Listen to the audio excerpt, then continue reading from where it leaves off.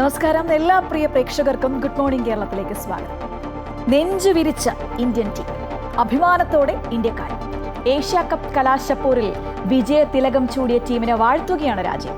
പാകിസ്ഥാനെ വീഴ്ത്തി ജേതാക്കളായപ്പോൾ നിലപാടുകൾക്കൊപ്പം അത് കളിക്കളത്തിലെ ഓപ്പറേഷൻ സിന്ദൂറുമായി.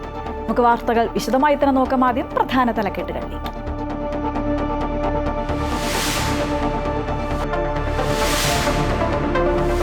ACC പ്രസിഡന്റും പാകിസ്ഥാൻ ആഭ്യന്തരമന്ത്രിയുമായ മൊഹസിൻ നഖ്വിയിൽ നിന്ന് കപ്പ് വാങ്ങാതെ ടീം ഇന്ത്യ.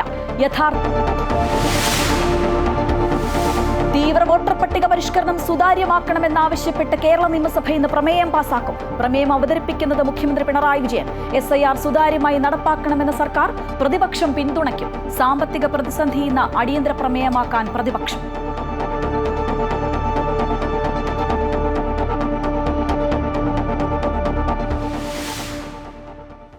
അമേരിക്കയിലെ മിഷിഗണിൽ പള്ളിയിൽ വെടിവയ്പ്, 4 മരണം, 8 പേർക്ക് പരിക്ക്. അക്രമിയെ വെടിവെച്ചു കൊന്നു. വാഹനം പള്ളിയിലേക്ക് ഇടിച്ചു കയറ്റി അക്രമി വെടിവെക്കുകയായിരുന്നു എന്ന് ദൃക്സാക്ഷികൾ. ഭയാനകമെന്ന് പ്രസിഡന്റ് ഡൊണാൾഡ് ട്രംപ്.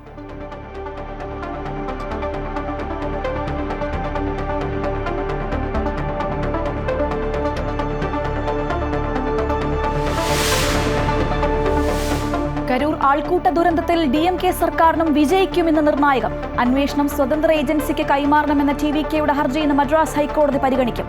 കേന്ദ്രമന്ത്രി നിർമ്മലാ സീതാരാമൻ പരിക്കേറ്റവരെ സന്ദർശിക്കും.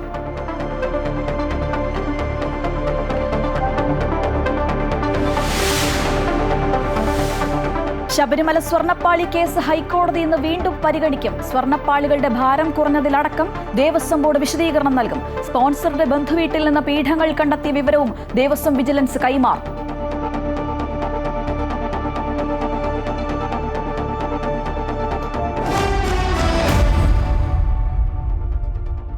അഭിമാന വാർത്തയിലേക്ക് തന്നെയാണ് നമ്മൾ ആദ്യം പോകുന്നത്. ഏഷ്യ കപ്പ് കിരീടം ഇന്ത്യക്ക്. പാകിസ്ഥാനെ 5 വിക്കറ്റിനാണ് തോൽപ്പിച്ചത്.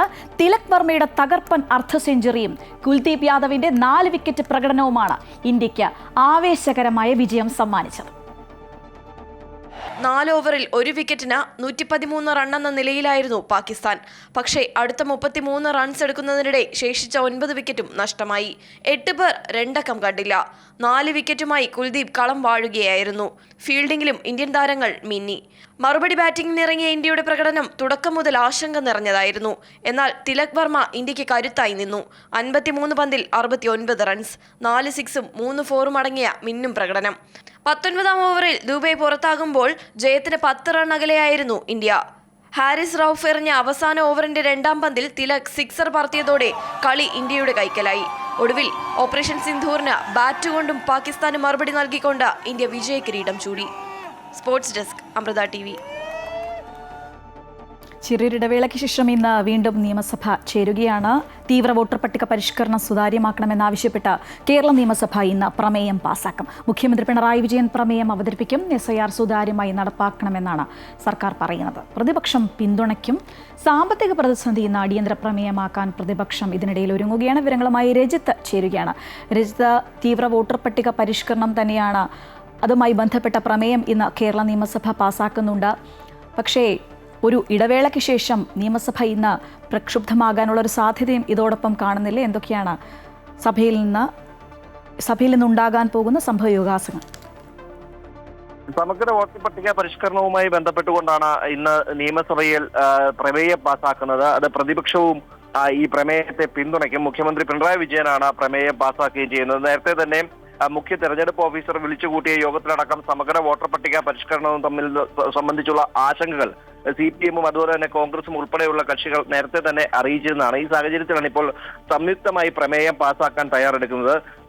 വോട്ടർ പട്ടിക പരിഷ്കരണം തദ്ദേശ സ്വയംഭരണ തെരഞ്ഞെടുപ്പ് കഴിയുന്നിടം വരെ നീട്ടിവെക്കണമെന്ന ആവശ്യവും ഇവർ നേരത്തെ തന്നെ മുഖ്യ തെരഞ്ഞെടുപ്പ് ഓഫീസർ ഉൾപ്പെടെയുള്ളവർ കേന്ദ്ര തെരഞ്ഞെടുപ്പ് കമ്മീഷനോട് ആവശ്യപ്പെടുകയും ചെയ്തിരുന്നു. ഒപ്പം തന്നെ ഈ 2002 അടിസ്ഥാനമാക്കിയുള്ള വോട്ടർ പട്ടിക അടിസ്ഥാനമാക്കിക്കൊണ്ടാണ് ഇവയുടെ പരിഷ്കരണം നടപ്പാക്കാൻ പോകുന്നത്. അത് കൂടുതൽ ആളുകളെ, ഏകദേശം 50 ലക്ഷത്തോളം ആളുകളെ ഇതിൽ നിന്നും മാറ്റും എന്നാണ് പ്രതിപക്ഷം അടക്കം ഭരണപക്ഷവും ചൂണ്ടിക്കാണിക്കുന്നത്. അത്തരം ആശങ്കകൾ ഒഴിവാക്കുന്നതിന് വേണ്ട നടപടികൾ കേന്ദ്രത്തിന്റെ ഭാഗത്തു നിന്നും ഉണ്ടാകണം എന്ന കാര്യം ചൂണ്ടിക്കാണിച്ചുകൊണ്ടായി ഇന്ന് പ്രമേയം പാസാക്കുക. പ്രതിപക്ഷവും അതിനെ പിന്തുണയ്ക്കുന്നുണ്ട്. നിലവിൽ ഈ പ്രശ്നങ്ങൾ നേരത്തെ തന്നെ തെരഞ്ഞെടുപ്പ് ഓഫീസറുടെ ശ്രദ്ധയിൽ കൊണ്ടുവരികയും അത് കേന്ദ്ര തെരഞ്ഞെടുപ്പ് കമ്മീഷന്റെ മുന്നിൽ എത്തിക്കുകയും ചെയ്തിട്ടുണ്ട്. ഇനി കേന്ദ്ര തെരഞ്ഞെടുപ്പ് കമ്മീഷനാണ് ഇത് സംബന്ധിച്ച് എന്ത് നിലപാടാണ് സ്വീകരിക്കേണ്ടത് എന്ന കാര്യം സംസ്ഥാനത്തെയും അറിയിക്കുക. എന്ത് തന്നെ ആയാലും നിയമസഭ കൂടുന്ന സാഹചര്യത്തിൽ നിയമസഭ ഇക്കാര്യത്തിൽ ഒരു ഒന്നിച്ചുള്ള ഒരു പ്രമേയം പാസാക്കുകയാണ് ഇന്ന് ചെയ്യുന്നത്. ഒപ്പം തന്നെ ഇന്ന് നിയമസഭയിൽ സംസ്ഥാനത്തെ സാമ്പത്തിക വിഷയവുമായി ബന്ധപ്പെട്ടുകൊണ്ടുള്ള അടിയന്തര പ്രമേയത്തിന് നോട്ടീസ് നൽകാനാണ് പ്രതിപക്ഷത്തിന്റെ തീരുമാനം. സംസ്ഥാനത്ത് സാമ്പത്തിക പ്രതിസന്ധി വളരെ കൂടുതലായി പോകുന്നുണ്ട്. അത് ഭരണത്തെയും അതുപോലെ തന്നെ പ്രവർത്തനങ്ങളെയും ബാധിക്കുന്നു എന്നത് ചൂണ്ടിക്കാണിച്ചുകൊണ്ടാണ് ഇന്ന് പ്രതിപക്ഷം സഭയിൽ അടിയന്തര പ്രമേയത്തിന് നോട്ടീസ് നൽകുക.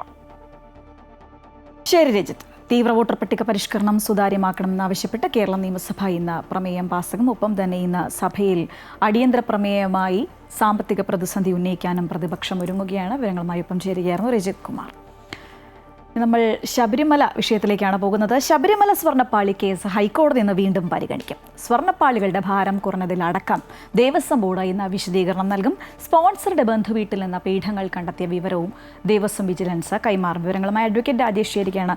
രാജേഷ്, ഏറെ വിവാദമായൊരു വിഷയം, ഹൈക്കോടതി ഏറെ ചോദ്യങ്ങൾ ഉന്നയിച്ചൊരു വിഷയം, അതിൽ ഇന്ന് ദേവസ്വം ബോർഡ് വിശദീകരണം നൽകുമ്പോൾ ഹൈക്കോടതി എന്ത് മറുപടിയാണ് നൽകുന്നത്, എന്ത് നിർദ്ദേശങ്ങളാണ് നൽകുന്നത് എന്നുള്ളതാണ് ഇവരും ഉറ്റുനോക്കുന്നത്. വിവരങ്ങൾ. ഈ കേസിൽ തന്നെ വേലി തന്നെ വിളവ് തിന്നുന്നു എന്ന ഹൈക്കോടതിയുടെ സംശയം പൂർണ്ണമായും ശരിയാണ് എന്ന് വ്യക്തമാക്കുന്ന രീതിയിലുള്ള അന്വേഷണ റിപ്പോർട്ടുകളാണ് ഇന്ന് കോടതിയുടെ പരിഗണനയ്ക്കെത്തുന്നത്. പ്രധാനമായും ഇതിൽ സ്വർണ്ണപ്പാളികളുടെ ഭാരം കുറഞ്ഞതും ഇതിലുള്ള ഹൈക്കോടതിയുടെ ഉത്തരവ് മറികടന്ന് കോടതിയെ അറിയിക്കാതെ ഈ ഇത് തമിഴ്നാട്ടിലേക്ക് കൊണ്ടുപോയി അറ്റകുറ്റപ്പണികൾ നടത്താൻ കൊണ്ടുപോയ കാര്യം, ഇതെല്ലാം കണ്ടുകൊണ്ട് ഈ സ്പെഷ്യൽ കമ്മീഷണർ റിപ്പോർട്ട് പരിഗണിച്ചുകൊണ്ട് തന്നെയാണ് കോടതി ഈ കാര്യത്തിൽ ദേവസ്വം ബോർഡിൽ നിന്നും വളരെ വ്യക്തമായ മാർഗനിർദ്ദേശത്തോടു കൂടി തന്നെയുള്ള വിശദീകരണം തേടിയത്. കൂടാതെ ചീഫ് വിജിലൻസ് ഓഫീസറെ കൊണ്ട് ഇക്കാര്യം കോടതി നേരിട്ട് തന്നെ നിർദ്ദേശം നൽകി അന്വേഷിപ്പിക്കുകയായിരുന്നു. ഇതുകൊണ്ട് തന്നെ കോടതിയുടെ സംശയം ശരിയാണ് എന്ന് പൂർണ്ണമായും ബോധ്യപ്പെടുന്ന രീതിയിലുള്ള റിപ്പോർട്ടുകളാണ് ഇപ്പോൾ പുറത്തു വന്നിട്ടുള്ളത്. ഇതിൽ സ്വർണ്ണപ്പാളികളുടെ ഭാരം കുറഞ്ഞതും ഇതിനു മുൻപ് കൊണ്ടുപോയപ്പോൾ ഉണ്ടായിരുന്ന ഭാരം പിന്നീട് കാണാതായത് അന്വേഷിക്കുക എന്നതിലും ഹൈക്കോടതി വിശദീകരണം തേടിയിട്ടുണ്ട്. എത്ര അളവ് കുറഞ്ഞു എന്നുള്ളതും ഈ കുറഞ്ഞ സ്വർണത്തിന്റെ അളവ് കുറഞ്ഞത് എന്തുകൊണ്ട് വിശദമായി റിപ്പോർട്ട് ചെയ്തില്ലെന്നും ഹൈക്കോടതിയുടെ ചോദ്യത്തിലുണ്ട്. ഇതിലും ദേവസ്വം ബോർഡ് വിശദീകരണം നൽകണം. കൂടാതെ ഈ ദ്വാരപാലകന്റെ പീഠം കാണാതായ സംഭവവും അത് ഹൈക്കോടതി തന്നെയാണ് എടുത്ത് പ്രധാനമായും ചോദിച്ചത്. ഈ പീഠങ്ങൾ ഇത് എവിടെയാണ് സൂക്ഷിച്ചിട്ടുള്ളത് എന്ന്, ലോക്കറിൽ സൂക്ഷിച്ചു എന്നുള്ള ഒരു അനുമാനത്തിലായിരുന്നു ഇരുന്നിരുന്നതെങ്കിലും പീഠം കാണാനില്ല എന്നുള്ള വസ്തു ഇപ്പോൾ പുറത്തു വന്നത് ഹൈക്കോടതിയുടെ നിർണായകമായ ഇടപെടലുകൾ കൊണ്ടാണ്.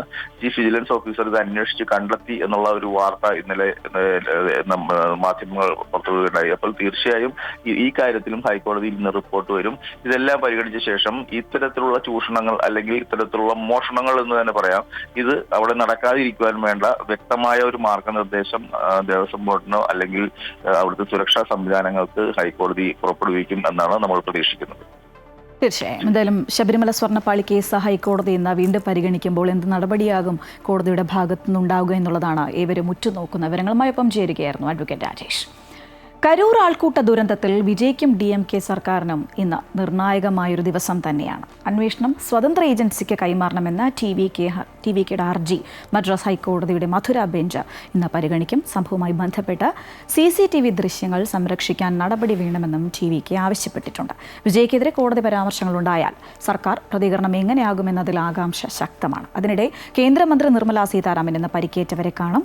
ദുരന്തത്തിൽ 40 ജീവനുകളാണ് പൊലിഞ്ഞത്. ചികിത്സയിലുള്ള 100-ലേറെ പേരിൽ 2 പേരുടെ നില ഗുരുതരമാണ്.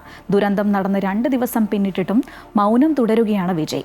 തന്നെ കാണാനും കേൾക്കാനും എത്തിയവർ പിടഞ്ഞു വീഴുന്നത് കണ്ടിട്ടും അതിവേഗം സ്വന്തം വീട്ടിലേക്ക് മടങ്ങിയ നടപടിയാണ് വിമർശനങ്ങൾക്കിടയാക്കിയത്.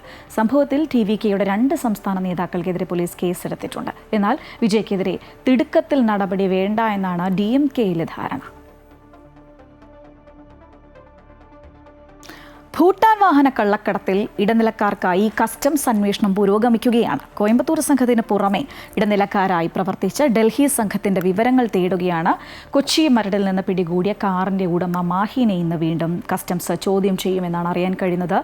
കിരൺ ചേരുകയാണ് കൂടുതൽ വിവരങ്ങളുമായി. കിരൺ, കസ്റ്റംസിന്റെ അന്വേഷണം എങ്ങനെ പുരോഗമിക്കുന്നു?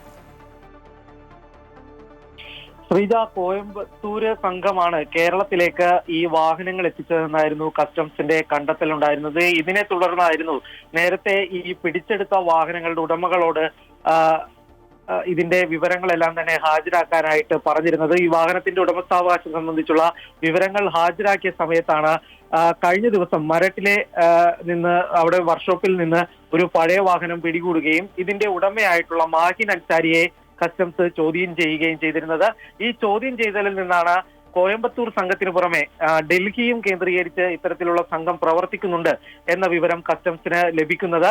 ഈ സംഘങ്ങൾ വ്യാജമായി രേഖകൾ അടക്കം തയ്യാറാക്കിയാണ് ഈ വാഹന വിൽപ്പന നടത്തിയിരുന്നത്. ഈ മാഹിൻ അൻസാരി അടക്കമുള്ള ആളുകൾ കബളിപ്പിക്കപ്പെടുകയായിരുന്നു എന്നുള്ളൊരു കാര്യമാണ് മാഹിൻ വെളിപ്പെടുത്തിയിരുന്നത്. തന്നെ ഇത്തരത്തിൽ വ്യാജരേഖകൾ തന്ന് പറ്റിക്കുകയായിരുന്നു ഈ സംഘം ചെയ്തിരുന്നത് എന്ന് ഈ മാഹിൻ വെളിപ്പെടുത്തുകയുണ്ടായിരുന്നു. ഈ മാഹിന്റെ മൊഴിയുടെ കൂടി അടിസ്ഥാനത്തിലാണ് കോയമ്പത്തൂർ സംഘത്തിന് പുറമെ മറ്റ് ചില സംഘങ്ങൾ കൂടി പ്രവർത്തിക്കുന്നുണ്ട് എന്നുള്ളൊരു വിവരം കസ്റ്റംസിന് ലഭിക്കുന്നത്.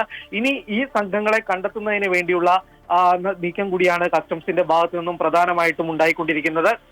അതിനുവേണ്ടി ഈ സംഘങ്ങളെ കുറിച്ചുള്ള കൂടുതൽ വിവരങ്ങൾ തേടുന്നതിന്റെ ഭാഗമായിട്ടാണ് മാഹിനെ ഇന്നും ചോദ്യം ചെയ്യുന്നതിന് വേണ്ടി വിളിപ്പിച്ചിരിക്കുന്നത്. മാഹിൻ ചോദ്യം ചെയ്യലിന് ഹാജരായാൽ പ്രധാനമായിട്ടും ഈ കാര്യങ്ങളിൽ തന്നെയായിരിക്കും കസ്റ്റംസ് കൂടുതലായി മാഹിനിൽ നിന്ന് വിവരങ്ങൾ തേടുക.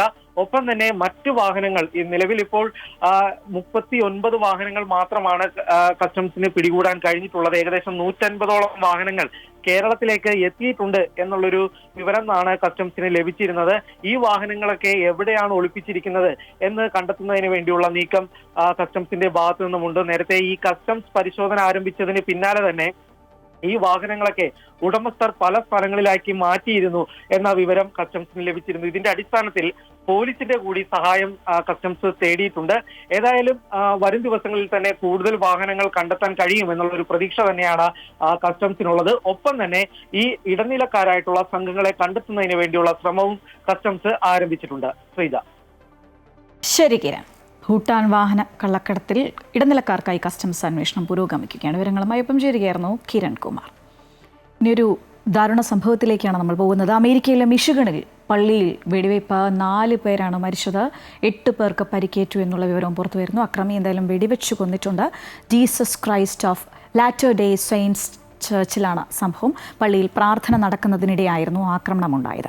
അക്രമി പള്ളിയിലേക്ക് വാഹനം ഇടിച്ചു കയറ്റിയ ശേഷം വിശ്വാസികൾക്ക് നേരെ വെടിവെക്കുകയായിരുന്നു എന്നാണ് ദൃക്സാക്ഷികൾ പറയുന്നത്. വെടിവയ്പ്പിനെ തുടർന്ന് പള്ളിയിൽ വൻ തീപിടുത്തവുമുണ്ടായി. അഗ്നിശമന സേനകളെത്തിയാണ് തീ അണച്ചത്. പള്ളി ഭാഗികമായി കത്തി നശിച്ചു. മോർമോണുകൾ എന്ന സന്യാസ വിഭാഗത്തിൻ്റെ പള്ളിക്ക് നേരെയാണ് ആക്രമണമുണ്ടായത്. ഭയാനകമായ സംഭവമെന്ന് പ്രസിഡന്റ് ഡൊണാൾഡ് ട്രംപ് പ്രതികരിച്ചു.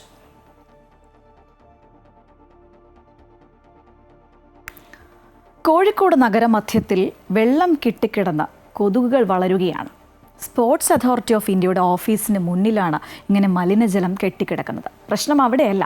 ഈ അമീബിക് മസ്തിഷ്ക ജ്വരം ഒരു ഭീഷണി നിലനിൽക്കുന്ന സാഹചര്യത്തിൽ ആ നഗരത്തിലാണ് ഈ കെട്ടിക്കിടക്കുന്ന മലിനജലം കോർപ്പറേഷൻ അധികൃതർ കണ്ടില്ല എന്ന് നടിക്കുന്നത്.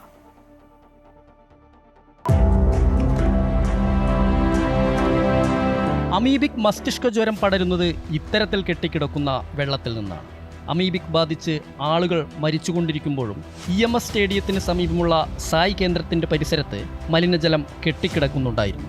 കെട്ടിക്കിടക്കുന്ന മലിനജലത്തിൽ കൊതുകുകൾ മുട്ടയിട്ട് വളർന്നുകൊണ്ടിരിക്കുന്നു. ദുർഗന്ധപൂരിതമാണ് പ്രദേശം. കൊതുക് ശല്യം മൂലം റോഡിലൂടെ നടക്കാൻ പോലും കഴിയാത്ത അവസ്ഥ. ഇപ്പോൾ തന്നെ അറിയില്ല എന്തൊക്കെ അസുഖങ്ങളിപ്പോൾ വരുന്നത്. ആ അസുഖത്തിൻ്റെ കൂടെ തന്നെ ഇനിയിപ്പോൾ ഇതും കൂടി കളിച്ചിട്ടുണ്ടെങ്കിൽ ആളുകൾ നോക്കി ഇപ്പം തന്നെ അല്ലാതെ തന്നെ നമുക്ക് എന്താ അമീബ അങ്ങനത്തെ രോഗങ്ങളൊക്കെ വേറെ വരുന്നുണ്ടല്ലോ. അതിൻ്റെ കൂടാതെ ഈ പ്രദേശത്ത് തന്നെ ഇവിടെ തന്നെ ചുറ്റുപറ്റുള്ള കടകളിൽ നിന്ന് വൈകുന്നേരം 4 മണിക്കൊക്കെ വന്ന് നോക്കിയാൽ മതി. അല്ലെങ്കിൽ ഇവിടെ നിർത്തുന്ന വണ്ടിക്കാരോട് നമ്മൾ ഈ ചാർജ് പോയിന്റിലൊക്കെ നിർത്തുന്ന വണ്ടിക്കാരോട് വെച്ചാൽ ഒരു 10 മിനിറ്റ് ഓട്ടോണ്ടത്തിരിക്കാൻ പറ്റില്ല. അത്രയും ബുദ്ധിമുട്ടാണ് ഈ കാരണം. കഴിഞ്ഞ കുറച്ചു കാലമായി സായി കേന്ദ്രത്തിന് മുമ്പിൽ ഇതാണ് അവസ്ഥ. സമീപത്തായി മാലിന്യം തള്ളിയ നിലയിലാണ്. കടുത്ത വെയിലിൽ വെള്ളം വറ്റിയാലും ദുർഗന്ധം പിന്നെയും കുറേ കാലം നിലനിൽക്കുകയും ചെയ്യുന്നു. ക്യാമറാമാൻ ശ്രീജിത്തിനൊപ്പം S വിനേഷ് കുമാർ, അമൃത ന്യൂസ്, കോഴിക്കോട്. കോഴിക്കോട്ടെ കുരുവട്ടൂർ പഞ്ചായത്ത് ഓഫീസിലെ വിവിധ ഫയലുകൾ പഴയ സാധനങ്ങൾ വിൽക്കുന്ന സ്വകാര്യ സ്ഥാപനത്തിൽ വിറ്റതായി പരാതി. UDF പ്രവർത്തകരാണ് പരാതിയുമായി രംഗത്തെത്തിയത്. വ്യക്തികളുടെ സ്വകാര്യ രേഖകളുടെ പകർപ്പുൾപ്പെടെ ആക്രിക്കടയിൽ നിന്ന് കണ്ടെടുത്തതായി പ്രവർത്തകർ പറയുന്നു. കുരുവട്ടൂർ ഗ്രാമപഞ്ചായത്ത് ഓഫീസിൽ പലരും വിവിധ ആവശ്യങ്ങൾക്കായി നൽകിയ അപേക്ഷ, അതോടൊപ്പം വെച്ച ആധാരത്തിന്റെ പകർപ്പ്, തിരിച്ചറിയൽ രേഖ, ആധാർ കാർഡിന്റെ പകർപ്പ്, കെട്ടിട നിർമ്മാണ അനുമതിക്കുള്ള അപേക്ഷ, കേരളോത്സവത്തിലെ വിജയികളുടെ സർട്ടിഫിക്കറ്റ് തുടങ്ങി പ്രധാനപ്പെട്ട പല രേഖകളും പഴയ സാധനങ്ങൾ വിൽക്കുന്ന ആക്രിക്കടയിൽ കണ്ടുവെന്നാണ് UDFന്റെ ആരോപണം. ഇന്നലെ വൈകിട്ടാണ് ഫയലുകൾ ഗുഡ്സ് വാഹനത്തിൽ പുളിബസാറിലെ ആക്രിക്കടയിൽ എത്തിച്ചതെന്നും UDF പ്രവർത്തകർ പറയുന്നു. തുടർന്ന് UDF പ്രവർത്തകർ പ്രതിഷേധവുമായി രംഗത്തെത്തി. കാക്കൂർ പോലീസ് ഇടപെട്ടാണ് പ്രതിഷേധം താൽക്കാലികമായി അവസാനിപ്പിച്ചത്. അഴിമതി മറയ്ക്കാനുള്ള ശ്രമമാണ് നടന്നതെന്ന് UDF പ്രവർത്തകർ ആരോപിച്ചു. അവർ നടത്തിയ ക്രമക്കേടുകൾ, അവർ നടത്തിയ അഴിമതികൾ ഇതെല്ലാം ഏകീറി പരിശോധിക്കുമെന്നുള്ള ബോധ്യത്തിൻ്റെ അടിസ്ഥാനത്തിൽ തെളിവുകൾ നശിപ്പിക്കാൻ വേണ്ടിയിട്ടാണ് സ്വകാര്യ ആക്രിക്കടയിൽ കൊണ്ടുപോയി ഇത് വിറ്റതെന്ന് നമുക്ക് മനസ്സിലാക്കാൻ സാധിക്കുന്നു. സംഭവത്തിൽ പ്രതിഷേധം ശക്തമാക്കാനാണ് പ്രദേശത്തെ UDF പ്രവർത്തകരുടെ തീരുമാനം. നിയമപരമായി നേരിടുമെന്നും പ്രവർത്തകർ പറഞ്ഞു. അമൃത ന്യൂസ്, കോഴിക്കോട്. പ്രധാന രേഖകളെല്ലാം ആക്രിക്കടയിലേക്ക് പോകുന്ന ഒരു കാലത്തിലേക്ക് നമ്മൾ എത്തിച്ചേർന്നിരിക്കുകയാണ്. എന്തായാലും സംഘർഷമുണ്ടായ ലഡാക്കിൽ സമാധാനം പുനഃസ്ഥാപിക്കാനുള്ള നടപടികൾ വേഗത്തിലാക്കുകയാണ് കേന്ദ്ര സർക്കാർ. ഡൽഹിയിൽ ഇന്ന് പ്രാഥമിക ചർച്ച നടക്കും. കേന്ദ്ര ആഭ്യന്തര മന്ത്രാലയം നേരിട്ടാണ് ചർച്ച നടത്തുന്നത്. ലേ ഉന്നതാധികാര സമിതി, കാർഗിൽ ഡെമോക്രാറ്റിക് ലൈൻസ് എന്നിവയുടെ പ്രതിനിധികൾ യോഗത്തിൽ പങ്കെടുക്കും. ഒക്ടോബർ 6 നടക്കുന്ന നിർണായക ചർച്ചയ്ക്ക് മുന്നോടിയായാണ് ലഡാക്കിലെ പ്രതിഷേധങ്ങൾക്ക് നേതൃത്വം നൽകുന്ന സംഘടനകളുമായുള്ള ചർച്ച.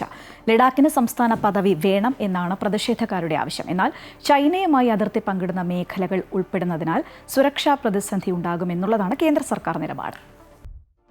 ഇന്ത്യൻ മഹാസമുദ്രത്തെ ഇന്ത്യയുടേതാക്കി മാറ്റാനും നിലനിർത്താനുമാണ് നാവികസേന ശ്രമിക്കുന്നത് എന്ന് കേരളത്തിന്റെ naval officer in charge commodore Varghese Mathew. Operation സിന്ദൂറിൽ നാവികസേനയുടെ സജീവ പങ്കാളിത്തവും ശക്തമായ സാന്നിധ്യവും ഉണ്ടായിരുന്നുവെന്ന് വർഗീസ് മാത്യു പറഞ്ഞു. മത്സ്യത്തൊഴിലാളികൾ രാജ്യസുരക്ഷയുടെ ഭാഗമായുള്ള പോരാളികളാണ്.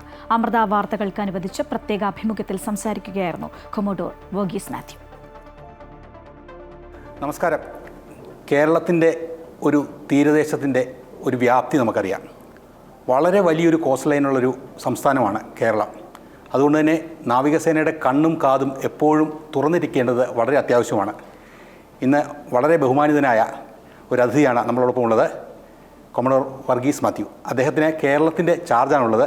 വളരെ സന്തോഷപൂർവ്വം താങ്കളെ ഇത് സ്വാഗതം ചെയ്യുകയാണ്. നേവിയെ സംബന്ധിച്ചിടത്തോളം പ്രധാനമായിട്ട് നമ്മൾ യുദ്ധം എന്നുള്ളത് മാത്രമാണ് നമ്മുടെ സേനകളെ സംബന്ധിച്ച് സ്വാഭാവികമായിട്ട് നമ്മൾ ചിന്തിക്കുന്നൊരു കാര്യം.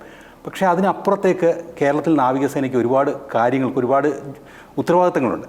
പ്രത്യേകിച്ച് അത്രയും വലിയൊരു മത്സ്യ തൊഴിലാളികളുടെ ഒരു വലിയൊരു സഞ്ചയം നമ്മുടെ നാട്ടിൽ ഉണ്ട്. എത്രത്തോളം വലിയൊരു വെല്ലുവിളിയും ദൗത്യവുമാണ് കേരളത്തിൽ നാവികസേനയ്ക്കുള്ളത്? അപ്പം താങ്കൾ പറഞ്ഞ പോലെ തന്നെ നേവി എന്നുള്ള ഇത് കടൽ, യുദ്ധം എന്നുള്ള ഒരു ധാരണയാണ് പൊതുവെ ഒരു പൊതുസമൂഹത്തിനുള്ളത്. പക്ഷേ അതിലും അപ്പുറമായിട്ട് നേവിക്ക് ആൾക്കാരുമായിട്ടും തീരദേശമായിട്ടും മത്സ്യത്തൊഴിലാളികളുമായിട്ടൊക്കെ ഒരുപാട് അവരുടെ ദൈനംദിന ജീവിതത്തിലും അവരുടെ വളർച്ചയിലും അവരുടെ അഭിവൃദ്ധിക്കും ഒക്കെ ഭാഗവാക്കാക്കാനുള്ള അവസരങ്ങളുണ്ട്. അത് നേവി ചെയ്തുകൊണ്ടിരിക്കുകയും ചെയ്യുന്നു.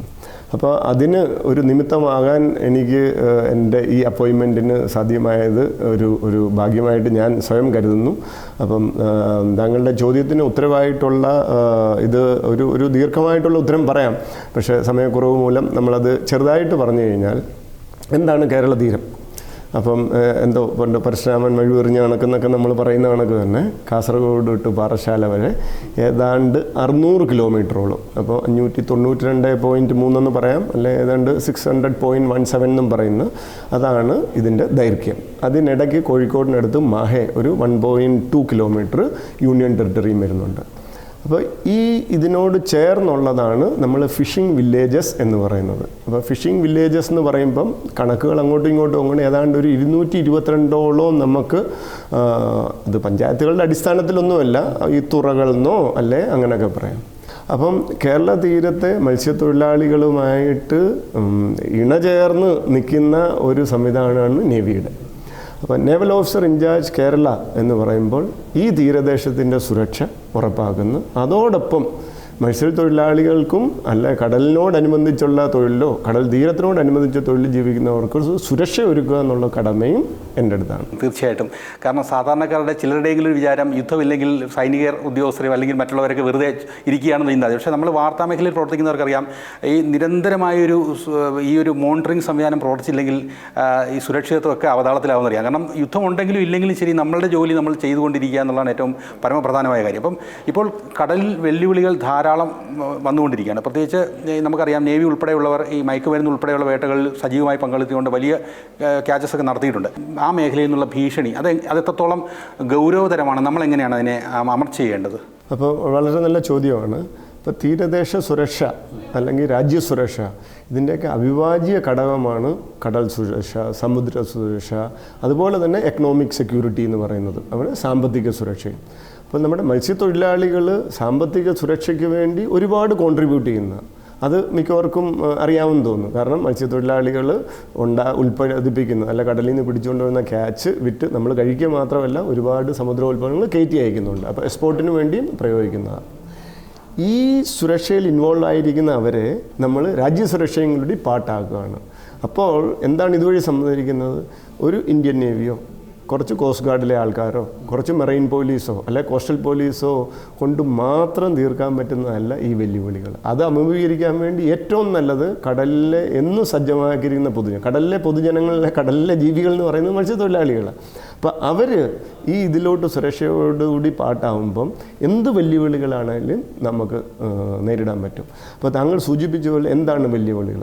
ഓരോ ദിവസവും ഇത് ഇൻക്രീസ് ചെയ്യുന്നത്. അപ്പോൾ ഡ്രഗ് ട്രാഫിക്കിംഗ് ഇല്ലേ, പിന്നെ മനുഷ്യക്കടത്ത്, പിന്നെ ഉള്ളതാണ് ആയുധക്കടത്ത്, പിന്നെ നമ്മുടെ ഭീകരരോ ആരെങ്കിലും നുഴഞ്ഞു കയറി വരിക എന്നുള്ളതാണ്. അപ്പോൾ കടൽ തീരത്ത് ഉള്ളത് ഉൾക്കടലിലുള്ളതിനേക്കാളും ഇച്ചിരി ഡിഫറെൻ്റാണ്. അതിന്ന് നേവിക്ക് മനസ്സിലായിട്ടുണ്ട്. അപ്പോൾ എന്താണ്, നമ്മളൊരു 3 ടയർ സെക്യൂരിറ്റി ഉണ്ടാകുന്നത്. നേവി ആഴക്കടലിലുള്ളതെല്ലാം തടഞ്ഞു നിർത്തുന്നു, എല്ലാം നിരീക്ഷിക്കുന്നു, എന്തെങ്കിലും കുഴപ്പമുണ്ടെങ്കിൽ അത് അവിടെ വെച്ച് തന്നെ തീർക്കുന്നു. അത് പെനിട്രേറ്റ് ചെയ്ത് ആരെങ്കിലും വരികയാണെങ്കിൽ നമ്മുടെ കോസ്റ്റ് ഗാർഡ് അതിൻ്റേതായിട്ടുള്ള പരിപാടി ചെയ്യുന്നത്. പിന്നെ മെറൈൻ എൻഫോഴ്സ്മെൻറ്റ് വിങ് തീരദേശത്തുള്ളവരല്ല. പക്ഷേ ഇതിനെല്ലാം കൂടെ ഉള്ളവരാണ്, ഈ 3 ലെയറിലുള്ളതാണ് മത്സ്യത്തൊഴിലാളികൾ. മനസ്സിലായി? അപ്പോൾ അവർ കാണുന്നത് അതാണ് അവരെ കണ്ണുകൾ, ഐസ് ആൻഡ് ഇയേഴ്സ് പ്രോഗ്രാം, അവരാണ് കണ്ണുകളും കാതുകളും. മനസ്സിലായി? ഇപ്പോൾ ഒരു കപ്പലിന് ഒരു ലിമിറ്റുണ്ട്. പക്ഷേ ഒരു കപ്പലിൻ്റെ കൂടെ ഒരു 45-60 ഫിഷിംഗ് ബോട്ട്സ് ഉണ്ടെങ്കിൽ എത്ര, അത് 600 ആൾക്കാരായി. 600 എന്ന് പറയുമ്പോൾ 1200 കണ്ണുകളായി, 1200 ചെവികളായി. അപ്പോൾ 2400 കപ്പലുകളായി ഞങ്ങളെ സംബന്ധിച്ചോളം. അങ്ങനെ മത്സ്യത്തൊഴിലാളികൾ മത്സ്യസമ്പത്ത് ഇക്കണോമിക് സെക്യൂരിറ്റിയുടെ കൂടെ അവർ രാജ്യരക്ഷ, കോസ്റ്റൽ സെക്യൂരിറ്റിയുടെയും മെറൈൻ സെക്യൂരിറ്റിയുടെയും ഒരു ഭാഗമായിട്ട് നേവിയെയും കോസ്റ്റ് ഗാർഡിനെയും എല്ലാവരെയും സഹായിക്കുന്നു.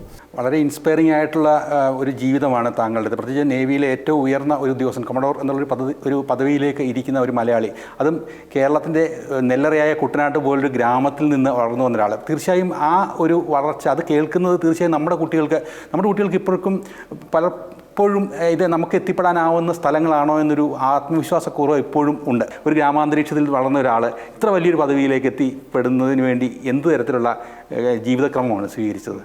അപ്പം നിങ്ങൾ സൂചിപ്പിച്ചതുപോലെ ഒരു കുട്ടനാട്ടുകാരനാണ്. അതിനെയൊക്കെ പറഞ്ഞു പോകുമ്പോൾ നമ്മൾ വികാരമാവും അല്ലേ, ഇമോഷണലാവും.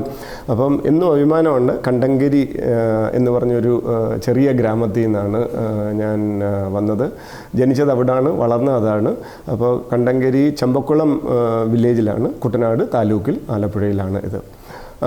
അത് അന്ന് നമ്മൾ ഉൾഗ്രാമം എന്ന് പറയാം, കുഗ്രാമം എന്ന് പറയാം, റോഡും ഇതൊന്നും ഇല്ലായിരുന്നു.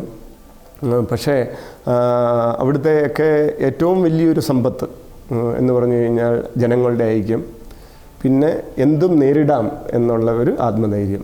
അതിങ്ങനെ വാക്കുകളിലൂടെ പറഞ്ഞോ അല്ലെങ്കിൽ പുസ്തകങ്ങളിൽ വായിച്ചോ കിട്ടുന്നതല്ല. ദിവസേന ഉള്ള സ്കൂളിൽ പോകുമ്പോൾ ഒരുങ്ങുമ്പം തൊട്ടുള്ള ആ വെല്ലുവിളികൾ മുന്നോട്ട് പോകാൻ വേണ്ടി പ്രചോദനമായിരുന്നു. അപ്പം ഞാൻ ചിലയിടത്തൊക്കെ പറയാറുണ്ട്, കട്ടയും കലക്കവെള്ളവും കട്ടൻ കാപ്പിയും അല്ലെ കട്ടൻ ചായയും വെള്ളവും ഇതൊക്കെ പലർക്കും പിന്നോട്ടടിക്കുന്ന ഒരു ഫാക്ടേഴ്സായിട്ട് തോന്നാമെങ്കിലും പക്ഷേ ആ കട്ടയും കലക്കവെള്ളവും തരുന്ന ഒരു ആത്മധൈര്യം അത് വലുതാണ്. അതാണ് എന്നെ സൈനിക സ്കൂളിൽ പോകാൻ പ്രചോദിപ്പിച്ചതും സൈനിക സ്കൂളിലെ വെല്ലുവിളികൾ നേരിടാൻ സഹായിച്ചതും. പിന്നെ അത് കഴിഞ്ഞ് നാഷണൽ ഡിഫൻസ് അക്കാഡമി സെലക്ട് ആയപ്പോൾ അവിടെയും പിന്നെ ഔദ്യോഗിക ജീവിതത്തിൽ നേവിയിലും ആ കട്ടയും കലക്കവെള്ളവും തന്ന ആത്മധൈര്യം. പിന്നെ ടീച്ചേഴ്സും ഒക്കെ കൺസിഡറേറ്റ് ടീച്ചേഴ്സായിരുന്നു. പാഠപുസ്തകങ്ങൾ മാത്രമല്ല പഠിച്ചത്, വീട്ടിലെ പ്രശ്നങ്ങളും ഒക്കെ ഡിസ്കസ് ചെയ്യുന്ന ഒരു ക്ലാസ് റൂം അന്തരീക്ഷം ഉണ്ടായിരുന്നു. അപ്പോൾ അത് ഒക്കെ അതാ അനുഭവം ഞാനോ എന്നൊക്കെ പറയുന്നത് എനിക്ക് പ്രകൃതിയായിട്ട് ഏറ്റവും അടുത്ത് നിൽക്കുന്നവരെന്ന് പറയുമ്പോൾ സ്വാഭാവികമായിട്ട് കടലൊക്കെ എന്ന് പറഞ്ഞാൽ പ്രകൃതിയുടെ തന്നെ ഒരു ഭാഗമല്ല, ഏറ്റവും വലിയ ഇതാണ്. അപ്പോൾ തീർച്ചയായും പ്രകൃതിയായിട്ടൊരു അടുപ്പവും കുട്ടനാട്ടുകാർക്ക് കുറച്ച് കൂടുതലുണ്ട് മറ്റുള്ളവരെ കുറിച്ച്. അതെ അതെ. അപ്പോൾ അതും കടലിൽ വളരെ പ്രയോജനപ്പെടുന്ന ഇതാണ്. നമ്മൾ പറയില്ലേ സോൾട്ട് ഇൻ വെയിൻസ്, അല്ലെ ഈ കലക്കവെള്ളവും ഉപ്പിൻ്റെ രുചിയൊക്കെ നമ്മുടെ ഞരമ്പുകളിലുണ്ട്, രക്തം മാത്രമല്ല ഓടുന്നത്. അപ്പോൾ അതുകൊണ്ട് നമുക്ക് പല പ്രകൃതിയുമായിട്ട് ഇണങ്ങിച്ചേരാനും പ്രകൃതിയിലെ വിരോധാഭാസങ്ങൾ മനസ്സിലാക്കി അത് കപ്പലിനെ ആണെങ്കിലും അല്ലെ കടലിലെ കാര്യങ്ങളാണെങ്കിലും നിരീക്ഷിക്കാനും മുമ്പോട്ടുള്ള പ്ലാനിങ്ങിനും അത് ഹെൽപ്പായിട്ടുണ്ട്. പിന്നെ വേറൊരു ഇതാണ്, പൊതുവെ നമ്മളിപ്പം സീനിയർ ഓഫീസറായതുകൊണ്ട് നമ്മൾ ചെല്ലുന്നിടത്ത് നമുക്കൊരു വ്യത്യാസം വരുത്താൻ മതി. കാരണം പൊതുവെ കെട്ടിടങ്ങൾ പണിയുക എന്നുള്ളത് മാത്രമാണ് വികസനം എന്നുള്ള ഒരു ചിന്തയൊക്കെ ഉണ്ട്. പക്ഷെ അക്കൂട്ടത്തിൽ നമ്മൾ ഈ പ്രകൃതിയോട് ഇണങ്ങിയും ജീവിച്ച ആളായതുകൊണ്ട് എവിടെ ചെന്നാലും ഒരു പൂന്തോട്ടമോ അല്ലെ കുറച്ച് മരങ്ങൾ വെച്ച് പിടിപ്പിക്കാനും അല്ലെ ഒരു ഏരിയയിൽ ഒരു ഗ്രീൻ റെവല്യൂഷൻ നടത്താനുള്ള ഒരു ഗ്രീൻ ആസ്പെക്റ്റ് ബിൽഡിങ്ങിലും ഇതിലുമൊക്കെ കൊടുക്കാനുള്ള ഒരു പ്രചോദനം അത് കുട്ടനാട്ടിൽ നിന്ന് തന്നെ കിട്ടിയതാണ്, വളർന്ന വഴിയിൽ കിട്ടിയതാണ്. ഇപ്പം വനിതകൾ നേവിയിൽ ഓഫീസർമാരായിട്ട് വരുന്നു, കമാൻഡിങ് ഓഫീസറായിട്ട് വനിതകൾ വരാനുള്ള സാധ്യതകൾ വരുന്നു. അപ്പോൾ തീർച്ചയായും കേരളത്തിലുള്ള യുവാക്കൾക്ക് നമ്മളെ നാവികസേനയിലേക്ക് ആകർഷിക്കുക, അല്ലെങ്കിൽ നാവികസേനയിലേക്ക് വരണം. കാരണം ഊർജ്ജസ്വലരായ ഒരു കൂട്ടം ആളുകളെ നമുക്ക് വാർത്തെടുക്കാണ്ട്. കാരണം ഒരു സമയത്ത് മലയാളികൾ സൈന്യത്തിലൊരു അവിഭാജ്യ ഘടകമാണ്, ഒരു കാലത്തല്ല എപ്പോഴും അങ്ങനെ തന്നെയാണ്. പക്ഷേ ഇനിയും ഈ തലമുറയും വരേണ്ടതുണ്ട്. നമുക്ക് സാധ്യതകൾ എത്രത്തോളം ഉണ്ട് നാവികസേനയിൽ, പൊതുവേ നാവികസേനയായിട്ട്? ഇപ്പം നാവികസേനയിൽ എനിക്ക് തോന്നുന്നു കേരളത്തിലൊക്കെ ഇങ്ങനെയുള്ള അറിവുകൾ ഇച്ചിരി കമ്പാരിറ്റീവ്ലി പുറകോട്ടാണ് അല്ലേ എനിക്ക് തോന്നുന്നു. അപ്പോൾ ആ അറിവുകളില്ലാത്തതുകൊണ്ട് എനിക്ക് തോന്നുന്നു സാധ്യതകൾ കുറവാണെന്നുള്ളൊരു വിശ്വാസമുണ്ട്. എന്നാൽ അങ്ങനല്ല. അപ്പം നിങ്ങളുടെ ഈ മാധ്യമങ്ങളൊക്കെ വഴി ഈ അറിവുകൾ പകർന്നു കൊടുത്താൽ തീർച്ചയായിട്ടും ഈ വലിയ വലിയ സാധ്യതയെക്കുറിച്ച് അറിയാൻ പറ്റും. അപ്പോൾ സാധ്യതകൾ എന്ന് പറഞ്ഞു കഴിഞ്ഞാൽ സമുദ്രം കണക്ക് തന്നെ വലിയ സാധ്യതകളാണ് കേട്ടോ. അപ്പോൾ ഇന്ത്യൻ ഓഷ്യൻ എത്രയും വലുതാണോ ആ ഇന്ത്യൻ ഓഷ്യൻ മുഴുവൻ പ്രൊട്ടക്റ്റ് ചെയ്യാൻ വേണ്ടി ഇന്ത്യൻ നേവി ഉണ്ട്. ആ ഇന്ത്യൻ ഓഷ്യനുള്ള സാധ്യതകളാണ് മലയാളികൾക്കുള്ളത്. അപ്പോൾ പൊതുവേ നമുക്ക് ഓഫീസേഴ്സ് എൻട്രി ഉണ്ട്, പിന്നെ ഈ അഗ്നിപത് സ്കീം വഴിയുള്ള അഗ്നിവീർ എൻട്രി ഉണ്ട്. അപ്പോൾ ഓഫീസേഴ്സ് എൻട്രി പൊതുവേ നമ്മൾ 10+2 കഴിഞ്ഞിട്ട് നാഷണൽ ഡിഫൻസ് അക്കാഡമിയുടെ എക്സാം എഴുതി അത് കഴിഞ്ഞിട്ട് നമ്മൾ എഴിമല അക്കാഡമിയോ അല്ലെങ്കിൽ നേവൽ അക്കാഡമി എഴിമലയോ അല്ലെങ്കിൽ നാഷണൽ ഡിഫൻസ് അക്കാഡമി പൂനെയോ ഓപ്റ്റ് ചെയ്ത് നേവിയിലോട്ട് ചേർന്ന് അല്ലെ ആർമിയിലോട്ട് ചേർന്ന് എയർഫോഴ്സിലോട്ട് ചേർന്ന് സർവീസിൻ്റെ ഭാഗമാകാം. പിന്നുള്ളതാണ് നമ്മൾ എഞ്ചിനീയറിങ്ങിനോ മെഡിസിനോ എന്തിനു പോയാലും യൂണിവേഴ്സിറ്റി എൻട്രി സ്കീമുണ്ട്. അപ്പോൾ അതുവഴി നമുക്ക് ഗ്രാജുവേഷൻ കഴിഞ്ഞോ എഞ്ചിനീയറിംഗ് കഴിഞ്ഞോ ഒക്കെ കയറാൻ പറ്റും. ഇതിൻ്റെയൊക്കെ വിശദമായിട്ടുള്ള ഇതൊക്കെ ഇൻ്റർനെറ്റിൽ കിട്ടും, നേവിയുടെ വെബ്സൈറ്റിൽ കിട്ടും. പിന്നെ കാലാകാലം എല്ലാ 6 മാസമാണ് പൊതുവെ ഇതിൻ്റെ എൻട്രി വരുന്നത്. അപ്പോൾ അതിൻ്റെയൊക്കെ അഡ്വർടൈസ്മെൻറ്റ് കാണും. അഗ്നിപത് സ്കീം ഇപ്പോൾ വളരെ ഡിസ്കസ് ആയിട്ടുണ്ട്. പ്രത്യേകിച്ച് സ്ത്രീകൾക്കുള്ള മറ്റുള്ള പട്ടാളത്തിൽ ചേരുക എന്നുള്ളത് എല്ലാവർക്കും അറിയാവുന്നതാണ്. പക്ഷേ ഇപ്പോൾ പെൺകുട്ടികൾക്ക് ചേരാം എന്നുള്ളത് ഇപ്പം അറിവിലേക്ക് എല്ലാവരും വരുന്നു. അതിന് നല്ലവണ്ണം അഡ്വർടൈസ്മെൻറ്റ് കിട്ടുന്നുണ്ട്. പ്രധാനമന്ത്രി തൊട്ട് താഴോട്ടും ഞങ്ങളുടെ CNCയും ഞങ്ങളുടെ സീനിയർ ഓഫീസേഴ്സും ഒക്കെ ചെല്ലുന്നിടത്തൊക്കെ ഇത് പറയാറുണ്ട്. കാരണം സ്ത്രീകൾക്ക് ഈക്വൽ ഓപ്പർച്യൂണിറ്റി കൊടുക്കുന്ന ഒരു സർവീസാണ് ഇന്ത്യൻ നേവി. ഓക്കെ. അപ്പോൾ കുട്ടികൾക്ക് ഒരു കുടുംബം മുഴുവനായിട്ട്, ഒരു ഗ്രാമം മുഴുവനായിട്ട്, ഒരു സ്കൂൾ മുഴുവനായിട്ട്, അല്ലെങ്കിൽ ഒരു ഏരിയ മുഴുവനായിട്ട് വന്ന് ചേരാനും ഒരു കുഴപ്പമില്ല. കാരണം പെൺകുട്ടി എന്ന് പറഞ്ഞിട്ട് അവരെ ഒട്ടും പുറകോട്ട് പറ്റില്ല. അപ്പോൾ അവർ 10+2 12ാം ക്ലാസ്സൊക്കെ കഴിഞ്ഞ് ചേരാനുള്ള സ്കീംസ് ഉണ്ട്. ആദ്യത്തെ 4 വർഷം അവരുടെ പരിശീലനം കഴിഞ്ഞിട്ടുള്ള ഇതിൽ അവർക്ക് ഇത് ചെയ്യാം. അത് കഴിഞ്ഞിട്ട് ചിലർക്ക് തോന്നുന്നു ഈ അനുഭവജ്ഞാനം വെച്ച് എനിക്ക് മുമ്പോട്ട് പോകണം, എനിക്ക് വെളിയിലിറങ്ങും, അതിനുള്ള അവസരമുണ്ട്. കുറച്ച് പേർക്ക് കണ്ടിന്യൂ ചെയ്യണമെങ്കിൽ അവർ സെലക്ഷൻ പ്രോസസ് എടുത്ത് അവർക്ക് കണ്ടിന്യൂ ചെയ്യാം. പ്രത്യേകിച്ച് ആയുധങ്ങൾ, ഡിസിപ്ലിൻ, റൂട്ടീൻ, ഫിസിക്കൽ ഇതൊക്കെ കഴിഞ്ഞിട്ട് അവരാ ഒരു 4 വർഷം കഴിയുമ്പം അത് കഴിഞ്ഞിട്ട് അവർ ചൂസ് ചെയ്യുന്ന ആ മെത്തേഡ്, അവർ ചൂസ് ചെയ്യുന്ന ഫ്യൂച്ചർ എന്തായാലും വെളിയിൽ നിന്ന് ഒരു ഗ്രാജുവേഷൻ കഴിഞ്ഞ് ഇറങ്ങുന്നതിലും ചെയ്യുന്നതിലും നല്ലതായിരിക്കും. കാരണം ഇവർക്കൊരു ദിശാബോധമുണ്ട്, ഇവർക്കൊരു രാജ്യസ്നേഹമുണ്ട്. ആ ഇതിൽ അറിവിലും പിന്നെ അവരവരുടെ തന്നെ കേപ്പബിലിറ്റി ഡെവലപ്പ് ചെയ്തു ഇല്ലേ. സിവിലിലാണെങ്കിൽ ഒരിക്കലും ഒരു ഗൺ ഫയർ ചെയ്യുകയോ ഒരു റൈഫിൾ ഓപ്പറേറ്റ് ചെയ്തിട്ടില്ല, അല്ലെങ്കിൽ ഒരു 10 കിലോമീറ്റർ ഓടിയിട്ടില്ല, അല്ലെങ്കിൽ ഒരു 2 കിലോമീറ്റർ നീന്തിയിട്ടില്ല. ഇതൊക്കെ ചെയ്തിട്ട് 4 വർഷം കഴിഞ്ഞിട്ട് ഞാനൊരു തീരുമാനം എടുക്കുകയാണെങ്കിൽ അത് പെൺകുട്ടികളാണേലും ആൺകുട്ടികളാണേലും എനിക്ക് തോന്നുന്നത് വളരെ നല്ലൊരു തീരുമാനമായിരിക്കും. പ്രത്യേകിച്ച് നമ്മൾ കഴിഞ്ഞ നാളുകളിലൊക്കെ ഓപ്പറേഷൻ സിന്ദൂറൊക്കെ വീണ്ടും യുദ്ധസജ്ജമായിരിക്കുകയായിരുന്നു രാജ്യം. അപ്പം നമുക്ക് INS വിക്രാന്ത് പോലുള്ള കുറേ ശക്തമായ കാര്യങ്ങൾ അത് കേരളത്തിൻ്റെ നമ്മുടെ പോർട്ടിൽ ഉണ്ടാക്കാൻ പറ്റിയതൊരു അഭിമാനമുണ്ട്. അതുൾപ്പെടെയുള്ള ഒരു നാവികസേനയ്ക്ക് ഇത്തരം യുദ്ധസന്നാഹങ്ങളിലൊക്കെ കൃത്യമായ ഇപ്പോൾ സ്വാധീന ശക്തിയായി ഇന്ത്യ ഒരു വലിയൊരു സ്വാധീന ശക്തി അല്ലെങ്കിൽ ഒരു വലിയൊരു എന്താ പറയുക സൈനിക ശക്തിയായി വളർത്തിയെടുക്കുന്നതിന് നമ്മളുടെ കേരളത്തിൻ്റെ കൂടെ ഒരു കോൺട്രിബ്യൂഷൻ INS വിക്രാന്ത് നമുക്ക് വിശേഷിപ്പിക്കാം. ഓപ്പറേഷൻ സിന്ദൂറും അത് മീഡിയ ഹാൻഡിൽ ചെയ്ത രീതിയൊക്കെ വളരെ പ്രശംസനീയമാണ്. അതുകൊണ്ടാണ് ആൾക്കാർക്ക് ഇത്രയും സാധാരണ ആൾക്കാർ പോലും ഇപ്പോൾ ചോദിക്കാൻ തുടങ്ങി നമുക്ക് അങ്ങനെ ചെയ്തുകൂടെ അല്ലേ. പണ്ട് ക്രിക്കറ്റിൽ മാത്രം കാണുന്ന ഒരു ഇതായിരുന്നു, സച്ചിൻ തെണ്ടുൽക്കർ ഫ്രണ്ട് ഫുട്ടിൽ കളിക്കണമായിരുന്നു എന്നൊക്കെ പറയുന്നവളാണ് ഇപ്പം നമ്മൾ പറയും ആർമി അത് ചെയ്യണമായിരുന്നു, അത് ഇനി അത് വളരെ സന്തോഷകരമായ കാര്യങ്ങൾ. കാരണം ഒരു അവയർനെസ് ഉള്ള ഒരു രാജ്യം, അവയർനെസ് ഉള്ള ഒരു ഡിഫൻസിനെ പറ്റിയും അല്ലെ രാജ്യത്തിൻ്റെ സുരക്ഷയെ പറ്റി അവയർനെസ് ഉള്ള ഒരു സമൂഹം ഉള്ളപ്പം തീർച്ചയായിട്ടും അവയർനെസ് ഉള്ള അല്ലെ കൂടുതൽ പ്രൊഫഷണൽ ഒരു ആർമിയോ നേവിയോ എയർഫോഴ്സോ ഉണ്ടാവും. പൊതുവേ ഇങ്ങനെയുള്ള യുദ്ധങ്ങളിൽ ആർമിയുടെയോ അല്ലെ എയർഫോഴ്സിൻ്റെയോ ഫാക്ടറാണ് മുമ്പോട്ട് നിന്നിരുന്നത്. നേവിയുടെ പൊതുവെ നമ്മളൊരു സൈലൻ്റ് ആംസ് എന്നുള്ള ഒരു സപ്പോർട്ടറിങ്ങാണ്. പക്ഷേ സിന്ദൂറിൽ എന്താണ് നടന്നത് എന്നുള്ളതെന്ന് വെച്ച് കഴിഞ്ഞാൽ നേവി ആക്റ്റീവ് പാർട്ടായിരുന്നു. നേവി അവിടെ ഉണ്ടായിരുന്നു. പിന്നെ നമുക്ക് ചാനലുകാരെയോ വീഡിയോക്കാരെയോ ഒന്നും കൊണ്ട് കടലിൽ പോകാൻ പറ്റാത്തതുകൊണ്ടാണ് നേവിയുടെ പല കാര്യങ്ങളും നമുക്ക് DGNO വഴിയും അല്ലെ നേവിയുടെ CNCമാരും ചീഫ് ഓഫ് നേവൽ സ്റ്റാഫും ഒക്കെ ബ്രീഫ് ചെയ്തപ്പോഴാണ് മക്കവർക്കും അറിയാൻ പറ്റിയിരിക്കുന്നത്. പക്ഷേ തീർച്ചയായിട്ടും രാജ്യസുരക്ഷയുടെ കാര്യത്തിൽ നേവി എന്ന് പറയുന്ന അവിഭാജ്യ ഘടകമാണ്. ഇന്ത്യൻ ഓഷ്യൻ വെല്ലുവിളികൾ നിറഞ്ഞതാണ്. പക്ഷേ ഇന്ത്യൻ ഓഷ്യൻ എന്ന് പറയുന്നത് ഇന്ത്യയുടെ ഓഷ്യനാക്കി മാറ്റാനാണ് ഇന്ത്യൻ നേവി ഉള്ളത്. അപ്പോൾ to convert Indian ocean to India's navy is the duty and mission of Indian navy. അതിനാണ് നേവി പരിശ്രമിക്കുന്നത്. അതിനുവേണ്ടി നമ്മൾ പൂർണ്ണമായിട്ട് സജ്ജരാണ്. ഇന്ത്യൻ ഓഷ്യനിൽ കൂടി ഇന്ത്യക്ക് ഒരു ആപത്തും വരാതെ നോക്കാൻ വേണ്ടി ഇന്ത്യൻ നേവി സുശക്തമാണ്. അതിനുള്ള പ്രയത്നങ്ങളും ട്രെയിനിങ്ങുകളുമാണ് നടക്കുന്നത്. തീർച്ചയായിട്ടും ഒരു നല്ല വഴിയിലേക്കാണ് പോവുക. നമ്മുടെ കേരളത്തിലുള്ളവരും ഈ വലിയ ഒരു യാത്രയുടെ ഭാഗമാകണമെന്ന് ഞാൻ നിങ്ങളുടെ മാധ്യമം വഴി അഭ്യർത്ഥിക്കുകയാണ്. അതിന് മീഡിയ ഉണ്ട്, അതിന് കോമൺ സിറ്റിസൺ ഉണ്ട്, പിന്നെ യുവാക്കളും യുവതികളും ഉണ്ട്. ഞാൻ നേരത്തെ പറഞ്ഞ പോലെ അവർ കൂടുതലായിട്ട് സേനയിൽ ചേരണം, പ്രത്യേകിച്ച് ഇന്ത്യൻ നേവിയിൽ ചേരണമെന്ന് ഞാൻ നിങ്ങളുടെ മാധ്യമം കൂടി ആവശ്യപ്പെടുകയാണ്, അഭ്യർത്ഥിക്കുകയാണ്. എന്തായാലും വളരെ സന്തോഷമുണ്ട്. ശ്രീ വർഗീസ് മാത്യു, അദ്ദേഹം കേരളത്തിന് ഇൻചാർജായുള്ള ഉദ്യോഗസ്ഥൻ എന്ന് പറയുമ്പോൾ നമുക്കറിയാം ജീവൻ രക്ഷാ ദൗത്യങ്ങൾ മത്സ്യത്തൊഴിലാളികളൊക്കെ കടലിൽ പോകുമ്പോൾ ഇടപെടലുകളൊക്കെ വേഗത്തിലാക്കുന്നത് ഒരു മലയാളി ഉദ്യോഗസ്ഥൻ കൂടി ഉണ്ടെങ്കിൽ നമുക്ക് എത്ര സന്തോഷമാണ്. കാരണം അദ്ദേഹത്തിന് അറിയാം ഈ കടലിൽ പോകുന്ന ജീവൻ്റെ വിലയും ഒക്കെ കൃത്യമായി മനസ്സിലാക്കുന്ന ഒരു ഉദ്യോഗസ്ഥനാണ്. അതിനുള്ള ഇടപെടലുകളാണ് നമ്മൾ ഈ കഴിഞ്ഞ ഇടയ്ക്കൊക്കെ കണ്ടുകൊണ്ടിരുന്നത്. എന്തായാലും വലിയ സന്തോഷം. ഈ കുറഞ്ഞ സമയത്തിനുള്ളിൽ നേവിയുമായി ബന്ധപ്പെട്ട നാവികസേനയുമായി ബന്ധപ്പെട്ട കുറേ കാര്യങ്ങൾ ഞങ്ങളോട് പങ്കുവെക്കാൻ സാധിച്ചതിന്, ഇവിടെ എത്തിച്ചേർന്നതിന് വലിയ സന്തോഷം. നന്ദി.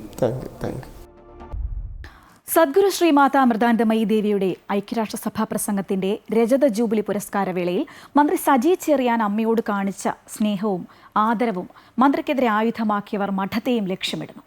ആരോഗ്യ, വിദ്യാഭ്യാസ, ശാസ്ത്ര, സാങ്കേതിക മേഖലകളിൽ മഠം നടത്തുന്ന ഫലപ്രദമായ ഇടപെടലുകളും ജീവകാരുണ്യ പ്രവർത്തനങ്ങളും രാജ്യാന്തര തലത്തിൽ തന്നെ ചർച്ച ചെയ്യപ്പെടുന്നതിനിടയിലാണ് നിക്ഷിപ്ത താൽപ്പര്യക്കാരുടെ കൃത്യമായ അജണ്ടയോട് കൂടിയുള്ള ഗൂഢനീക്കം. ഇതിനായി മാധ്യമധർമ്മത്തെക്കുറിച്ച് അശേഷം വ്യാകുലതയില്ലാത്ത റേറ്റിംഗും റീച്ചും മാത്രം ലക്ഷ്യമിടുന്ന 1-2 ചാനലുകൾ ബോധപൂർവം പുകമറ സൃഷ്ടിക്കാൻ ശ്രമിക്കുകയാണ്. തെളിവുകളില്ല എന്ന് കണ്ടെത്തി കോടതി തന്നെ തള്ളിക്കളഞ്ഞ കേസ് പോലും ഉയർത്തിക്കാട്ടിയാണ് മഠത്തിനെതിരെ ഈ മാധ്യമങ്ങൾ നീങ്ങുന്നത്. കോടതികൾ തള്ളിക്കളഞ്ഞ കേസുകൾ പോലും അപകീർത്തികരമാണോ എന്ന പരിശോധന നടത്താതെ കൃത്യമായ എഡിറ്റോറിയൽ സംവിധാനമുള്ള മാധ്യമങ്ങൾ സംപ്രേഷണം ചെയ്യുന്നത് ഒരു രീതിയിലും അംഗീകരിക്കാനാകില്ല എന്ന് സാമൂഹിക നിരീക്ഷകൻ ശ്രീജിത്ത് പണിക്കർ വ്യക്തമാക്കിയ ഈ സാഹചര്യത്തിൽ മഠത്തിനെ ലക്ഷ്യമാക്കിയുള്ള ഇത്തരം വാർത്തകൾക്ക് ഗൂഢോദ്ദേശ്യമുണ്ട് എന്ന് സംശയിക്കുന്നുവെന്നും അദ്ദേഹം പറഞ്ഞു. ഒരു ചെറിയ ഉദാഹരണം പറഞ്ഞു കഴിഞ്ഞാൽ, പണ്ട് സത്നാം സിംഗ് എന്ന വ്യക്തിയുടെ മരണവുമായി ബന്ധപ്പെട്ട് കുറേയധികം ആരോപണങ്ങൾ ഉണ്ടായിരുന്നു. ഇന്നും അതിന്റെ നിജസ്ഥിതി എന്താണെന്ന് ആൾക്കാർക്കെല്ലാം മനസ്സിലായതിനു ശേഷവും അതേ കാര്യങ്ങൾ തന്നെ വീണ്ടും റിപ്പീറ്റ് ചെയ്യുന്നതിന് വേണ്ടിയിട്ട് ശ്രമിക്കുന്നുണ്ട്. എന്നാൽ ഈ മരണം നടന്നിരിക്കുന്നത് ആശ്രമത്തിലല്ല എന്നും അത് പോലീസ് കസ്റ്റഡിയിൽ അഥവാ സ്റ്റേറ്റിന്റെ കസ്റ്റഡിയിൽ വെച്ചാണ് നടന്നിരിക്കുന്നത് എന്നതിനെ കുറിച്ച് ഈ ആരോപണം ഉന്നയിക്കുന്ന ആൾക്കാരൊന്നും തന്നെ ബോധേഡല്ല എന്നുള്ളതാണ് ഏറ്റവും പ്രധാനപ്പെട്ട കാര്യം. 2, ഇതിന്റെ ഏതെങ്കിലും തരത്തിലുള്ള ഒരു സുരക്ഷാ പ്രോട്ടോകോളിലോ ട്രീറ്റ്മെന്റ് പ്രോട്ടോകോളിലോ ഒന്നും തന്നെ അവിടെ നിന്ന് കൊണ്ടുപോയിരിക്കുന്ന ഒരാളിന്റെ കാര്യത്തിൽ ആശ്രമത്തിന് യാതൊരു വിധത്തിലുള്ള പങ്കും ഉണ്ടാകാനുള്ള ഒരു സാധ്യതയുമില്ല. പക്ഷേ നമ്മളൊന്ന് ആലോചിച്ച് നോക്കുക, അന്ന് എന്ത് ക്യാമ്പയിനാണോ ഉപയോഗിച്ചുകൊണ്ടിരുന്നത് അത് തന്നെ ഇപ്പോഴും ഉപയോഗിക്കുകയാണ്. എന്നാൽ ഏതെങ്കിലും തരത്തിലുള്ള ഒരു അന്വേഷണ സംഘമോ കോടതിയോ ഒന്നും തന്നെ ആശ്രമത്തിന്റെ ഭാഗത്ത് എന്തെങ്കിലും തരത്തിലുള്ള വീഴ്ച ഉണ്ടായതായിട്ട് നാളിതുവരെ പറഞ്ഞിട്ടില്ല എന്ന് ഓർക്കുക. അപ്പോൾ ഇതിനെക്കുറിച്ച് ഇഗ്നറന്റ് ആയിട്ടുള്ള ഒരു സാധാരണക്കാരന് ഈ ആരോപണം ഉന്നയിച്ചു കഴിഞ്ഞാൽ അയാളെ നമുക്ക് പറഞ്ഞു മനസ്സിലാക്കാനായിട്ട് സാധിക്കും. പക്ഷെ കളക്റ്റീവായിട്ട് പ്രവർത്തിക്കുന്ന ഒരു എഡിറ്റോറിയൽ ബോർഡുള്ള എല്ലാ നൂതന സാങ്കേതിക വിദ്യകളും ഉപയോഗിക്കുന്ന ഒരു മാധ്യമ സ്ഥാപനം ഇതേ ആരോപണങ്ങളിലേക്ക് തിരിച്ചു പോവുക എന്ന് പറയുമ്പോൾ വളരെ ടാർഗറ്റഡ് ആയിട്ട് പർപ്പസ്ഫുള്ളി ചെയ്യുന്ന നീചമായിട്ടുള്ള ഒരു പ്രവൃത്തിയായിട്ട് മാത്രമേ നമുക്കതിനെ മനസ്സിലാക്കാനായിട്ട് കഴിയുകയുള്ളൂ. കാരണം ഒരു മാധ്യമ സ്ഥാപനത്തിന് ഞാൻ നേരത്തെ സൂചിപ്പിച്ചതുപോലെ അത് ഒരു വ്യക്തിയുടെ കാര്യമല്ല, മറിച്ച് ഒരു കൂട്ടായ്മയാണ്.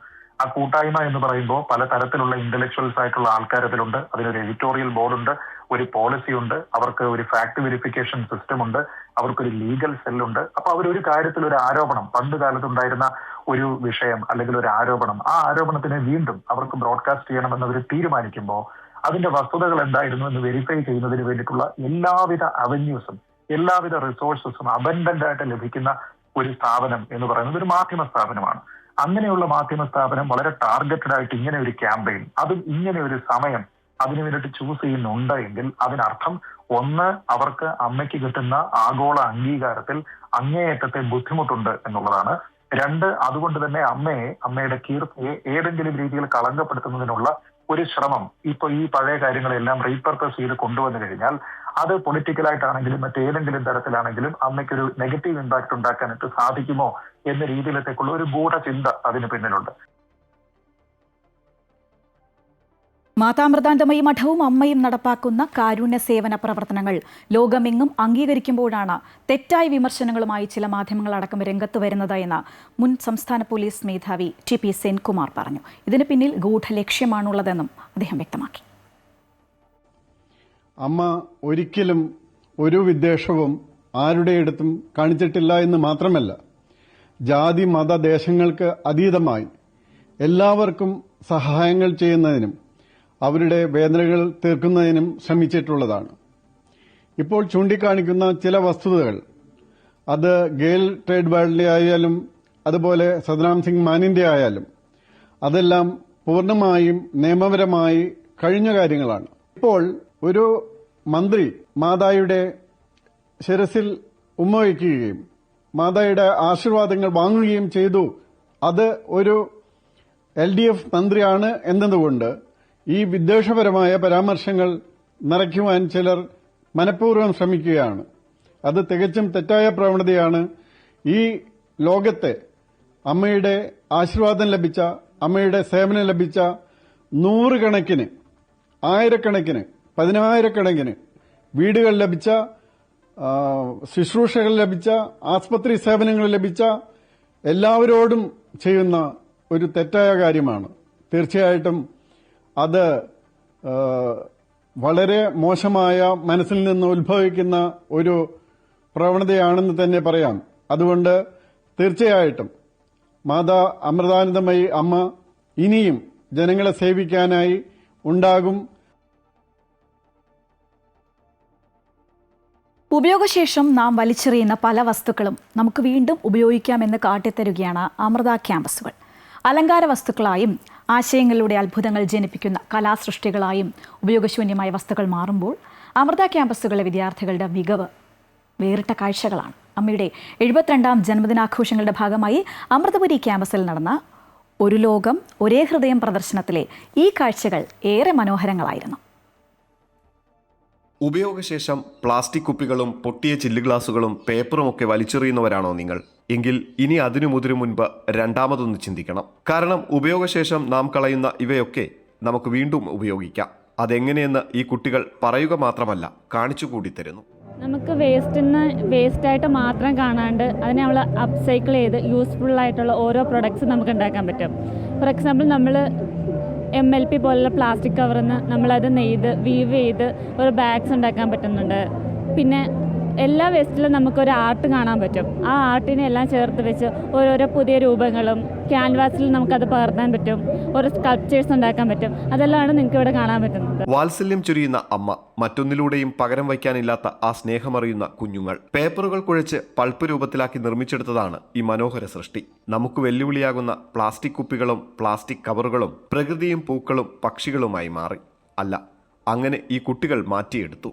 അലങ്കാര വസ്തുക്കളായി ഇവയൊക്കെ മാറിയപ്പോൾ ഇത് ആശയങ്ങൾ പുനർജനിക്കുന്ന കരവിരുതിൻ്റെ അടയാളങ്ങളായി. ഞാൻ എക്സിബിഷൻ മുഴുവനും സമയമെടുത്ത് കണ്ടു. ഇത്രയൊക്കെ ഇവിടെ സംഭവിക്കുന്നു എന്നുള്ളത് വാസ്തവത്തിൽ എനിക്ക് തന്നെ വലിയൊരു അത്ഭുതമായിട്ടാണ് തോന്നിയത്.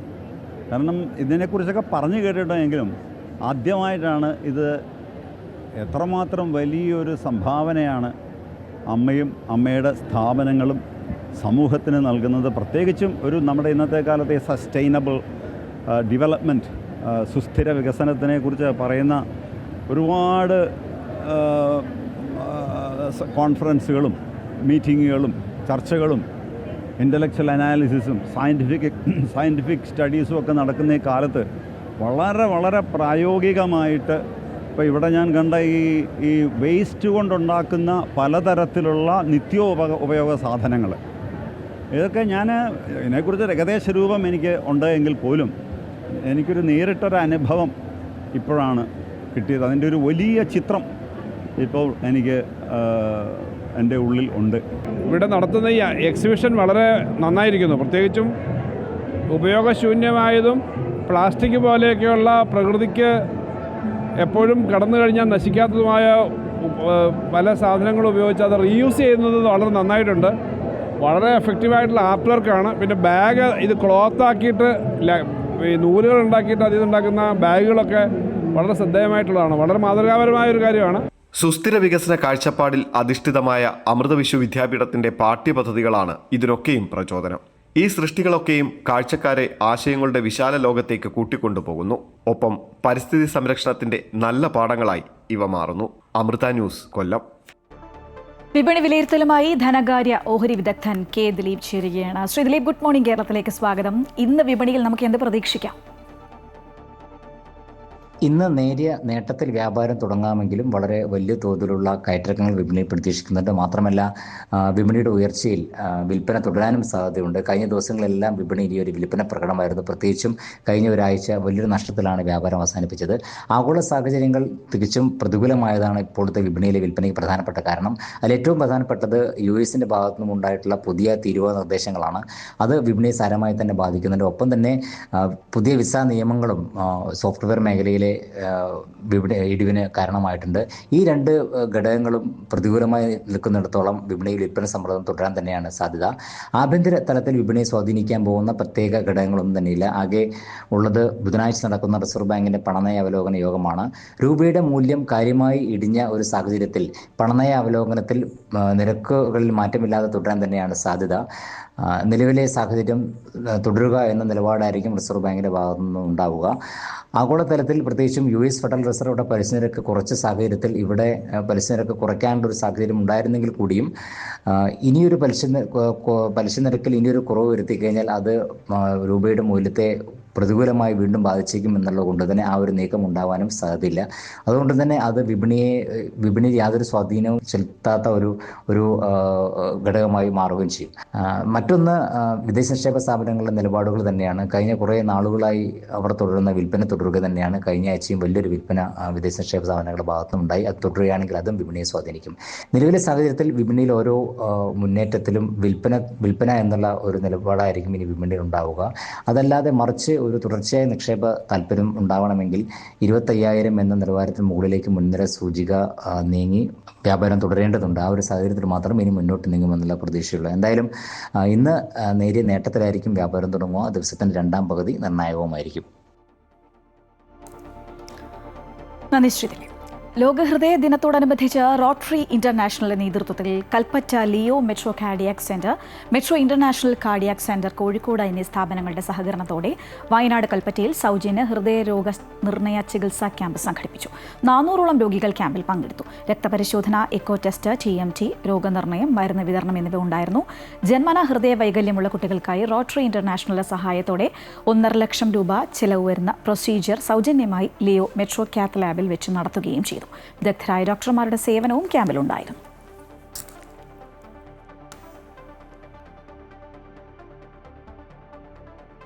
ജീവിത വിജയം കൈവരിക്കാൻ ചെറുതും വലുതുമായ ഒരുപാട് ഘടകങ്ങളിൽ നമ്മുടെ ശ്രദ്ധ ആവശ്യമാണ്. പലപ്പോഴും നമുക്കത് തിരിച്ചറിയാൻ കഴിയാതെ പോകുന്നു.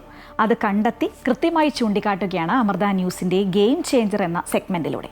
പ്രശസ്ത ക്രിക്കറ്റ് കമൻറ്റേറ്ററും സ്പോർട്സ് ബ്രോഡ്കാസ്റ്ററും കോളമിസ്റ്റും മോട്ടിവേഷണൽ സ്പീക്കറും മൃദംഗ വിദ്വാനുമായ ശ്രീദത്ത് എസ് പിള്ളയാണ് ഗെയിം ചേഞ്ചറിൻ്റെ അവതാരകൻ.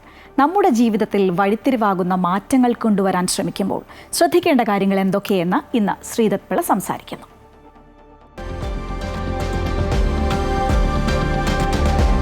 കഴിഞ്ഞ ദിവസം നമ്മൾ ഒരു ആദ്യത്തെ ബാരിയർ നമ്മൾ ഡിസ്കസ് ചെയ്തു. അതായത് എങ്ങനെ ബ്ലെയിം ഗെയിം, നമ്മൾ മറ്റുള്ളവരെ ബ്ലെയിം ചെയ്യുന്ന എങ്ങനെ നമുക്ക് കുറയ്ക്കാം, നമ്മളുടെ കാര്യം എങ്ങനെ ഫോക്കസ് ചെയ്യാം, അതുപോലെ തന്നെ നമ്മളോട് തെറ്റ് ചെയ്ത ആൾക്കാരോട് എങ്ങനെ ക്ഷമിക്കാം, അതെങ്ങനെ നമുക്ക് പ്രയോജനം ചെയ്യുമെന്ന് നമ്മൾ കണ്ടു.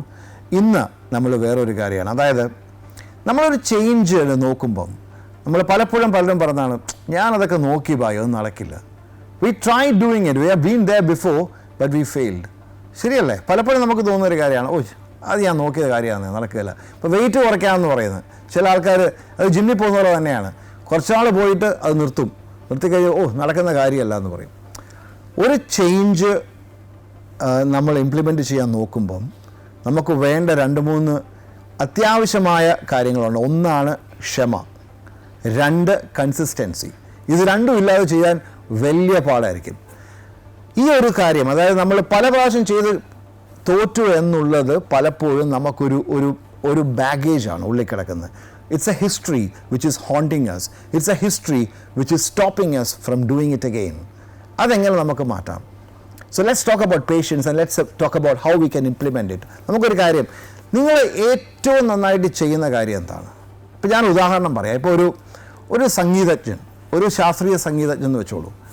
സംഗീതം പഠിക്കുന്ന ആൾ പഠിച്ചു തുടങ്ങുന്നു, അത് സപ്തസ്വരങ്ങൾ പഠിക്കുന്നു, അത് കഴിഞ്ഞ് ഗീതം പഠിക്കുന്നു, അത് കഴിഞ്ഞ് വർണ്ണം പഠിക്കുന്നു. ഒരു 3 മാസം കൊണ്ട് ആരെങ്കിലും മദ്രാസ് മ്യൂസിക് അക്കാഡമിയിൽ ഒരു കച്ചേരി പാടുമെന്ന് ക്ഷണിക്കുന്നുണ്ടോ? ഇല്ലല്ലോ. അതൊരു പ്രോസസ്സാണ്, ഒരു ലെങ്തി പ്രോസസ്സാണ് അല്ലേ? ആദ്യം ഇതെല്ലാം പഠിച്ച് കുറേ കീർത്തനങ്ങൾ പഠിച്ച് പാടാനുള്ളൊരു ലെവലായി എന്ന് ഗുരുവിന് തോന്നുമ്പോൾ സ്വയം ഒരു കോൺഫിഡൻസ് വരുമ്പം ഒരു അരങ്ങേറ്റം പോലെ നടത്തുന്നു. പലപ്പോഴും ഒരു ചെറിയൊരു സർക്കിളിലായിരിക്കും, ഫാമിലി സർക്കിളാവാം, അല്ലെങ്കിൽ അടുത്തുള്ള ഒരു അമ്പലത്തിലാവാം. വളരെ സപ്പോർട്ടീവായിട്ടുള്ള അക്കമ്പനിങ് ആർട്ടിസ്റ്റിനെ വെച്ച് മേളക്കാരെ വെച്ചൊരു കച്ചേരി നടത്തുന്നു. ഡ്യൂറേഷൻ ചിലപ്പോൾ 1/2 മണിക്കൂറോ 1 മണിക്കൂറാവാം, 1.5 മണിക്കൂറാവാം. Slowly you build it. പിന്നെ വലിയ സദസ്സുകളിലേക്കും കൂടെ അക്കമ്പനിങ് ആർട്ടിസ്റ്റിൻ്റെ എണ്ണം കൂടുന്നു, അല്ലെ അങ്ങനെയൊക്കെ നമ്മൾ ഗ്രോ ചെയ്യുകയാണ്. ഒരു ഫുൾ ബ്ലോൺ അല്ലെങ്കിൽ ഒരു സീസൺ മ്യൂസീഷ്യൻ ആവാൻ അല്ലെങ്കിൽ ഒരു പെർഫോമർ ആവാൻ നമുക്ക് കുറേ സമയമെടുക്കും. അതുപോലെ തന്നെ ആയിരിക്കും നിങ്ങൾ ചെയ്യുന്ന ഏറ്റവും നല്ല കാര്യം, നിങ്ങൾ എത്ര നാളുകൊണ്ടാണ് ആ കാര്യത്തിൽ എത്തിപ്പെട്ടത്. നിങ്ങളൊരു എക്സ്പേർട്ട് ആണെങ്കിൽ അത് 1-2 ദിവസം കൊണ്ടായിരിക്കില്ല അല്ലേ? അതുപോലെ തന്നെ ഈ ഒരു കാര്യം നിങ്ങൾ എന്ത് ചേഞ്ച് ചെയ്യാൻ നോക്കുന്നോ ആ ഒരു കാര്യത്തിന് please be willing to invest your time, please be consistent and please be patient. നിങ്ങൾ ക്ഷമയോടുകൂടി ഒരു സ്ട്രക്ചേർഡായിട്ട് all you need to do is to measure your progress. അതായത് നിങ്ങൾ ഓരോ സമയത്തും നിങ്ങൾ മുന്നോട്ടാണ് പോകുന്നത് എന്ന് മാത്രം ഉറപ്പുവരുത്തുക. അപ്പോൾ ഇത് 2 കാര്യങ്ങൾ. ഒരു വശത്ത് നിങ്ങൾ എന്താണോ ചേഞ്ച് ചെയ്യാൻ ആഗ്രഹിക്കുന്നത് അതിവിടെ, നിങ്ങൾ ഏറ്റവും നന്നായിട്ട് ചെയ്യുന്ന കാര്യം ഇവിടെ. ഈ ഏറ്റവും നല്ല കാര്യം ചെയ്യാൻ വേണ്ടി, നന്നായിട്ട് ചെയ്യുന്ന കാര്യം ചെയ്യാൻ വേണ്ടി നിങ്ങൾ എന്തൊക്കെ ചെയ്തു, എത്ര സമയം ഇൻവെസ്റ്റ് ചെയ്തു, എന്തൊക്കെ എഫേർട്ട് ഇട്ടു, അത് തന്നെ ഇവിടെയും വരട്ടെ. നമുക്ക് ആ ബാരിയർ തീർച്ചയായിട്ടും ബ്രേക്ക് ചെയ്യാൻ പറ്റും, ബ്രേക്ക് ചെയ്യാൻ സാധിക്കട്ടെ. എല്ലാവർക്കും ഒരു അടിപൊളി ദിവസം ആശംസിക്കുന്നു. Thank you very much.